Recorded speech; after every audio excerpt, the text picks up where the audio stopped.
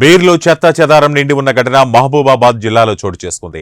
మహబూబాబాద్ జిల్లా కేంద్రంలోని గంగా వైన్స్ లో అనిల్ అనే యువకుడు నేడు ఏకాదశి పండుగ రోజు ఇంటికి బంధువులు రావడంతో 3 కింగ్ ఫిషర్ బీర్ బాటిళ్లను కొనుగోలు చేసి ఇంటికి తీసుకెళ్లాడు. బీర్ బాటిళ్లను ఓపెన్ చేస్తుండగా 2 బాటిళ్లు ఒక రకంగా, ఒక బాటిల్ మరొక రకంగా కనిపించింది. బీర్ బాటిల్ను పరిశీలించగా బాటిల్లో కుళ్లిపోయి దుర్వాసనతో పాటు చెత్త కనిపించింది. దీంతో మీడియాను ఆశ్రయించి షాపు వద్దకు వెళ్లి విషయాన్ని తెలిపాడు. కల్తీ మద్యంతో ప్రాణాలు పోతున్నాయని ఎక్సైజ్ అధికారులు తనిఖీలు చేపట్టాలని, కల్తీ మద్యం విక్రయిస్తున్న మద్యం షాపులపై చర్యలు తీసుకోవాలని బాధితుడు అనిల్ డిమాండ్ చేశాడు.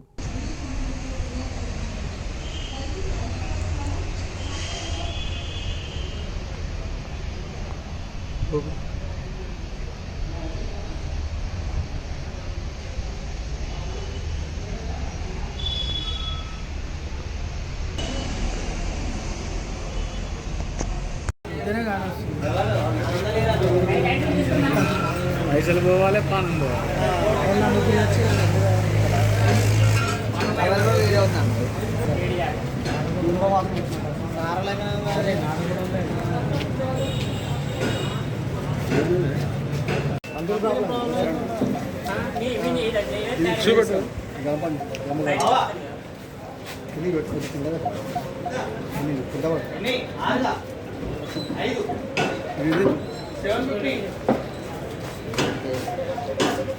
తిప్పుదా ఇట్లా తిప్పుతా ఉంటుంది.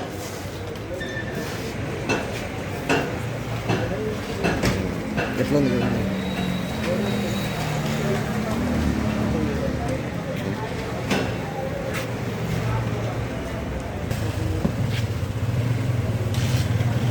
ఈ బోర్డు తీసుకెళ్ళాను ఒకసారి, అది కూడా ఎట్లా ఉన్నా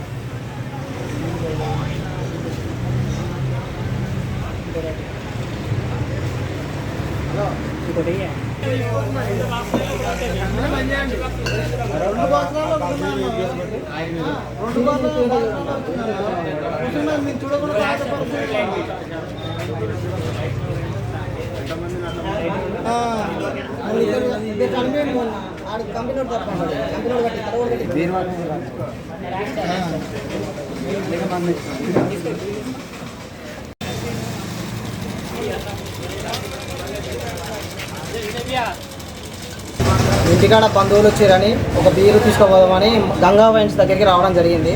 తీసుకున్నాక ఇంటికి తీసుకుపోయి చుట్టాల దగ్గర పెట్టి ఓపెన్ చేద్దామని చూసే లోపు మొత్తం కల్తీ కలిసి వాసన, గుంబ వాసన వస్తుంది. ఇది వచ్చి మళ్ళీ గంగా వైన్స్ వాళ్ళని సిబ్బందిని అడిగితే మా తప్పేమీ ఉండదు, అది కంపెనీ నుంచే, కంపెనీ తప్పే, కంపెనీ వాళ్ళదే తప్పు అని చెప్పడం జరుగుతుంది. ఇలాంటి వారు తప్పించుకునే ప్రయత్నాలు చేయడం వల్ల ఇదివరకు మొన్న ఆయన పేరు శ్రావణను పాష చనిపోవడం అట్లనే జరిగింది. కల్తీ మద్యం తాగి చనిపోవడం జరిగింది. ఇప్పుడు వాళ్ళ ప్రాణం విలువ తిరిగి రానిది.